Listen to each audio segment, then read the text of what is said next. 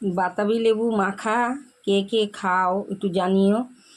বাতাবি লেবুটাকে এভাবে ছাড়িয়ে নিয়ে তারপরে কিছুটা চিনি এবং লঙ্কা কুচি দিয়ে দেবে, দিয়ে সামান্য লবণ, পরিমাণ মতো লবণ দিয়ে দেবে, দিয়ে মেখে খেয়ে দেখো দারুণ লাগে।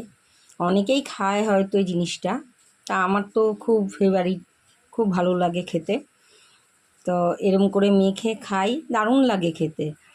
একটু বেশ টক মিষ্টি ঝাল, বেশ ভালোই লাগে খেতে।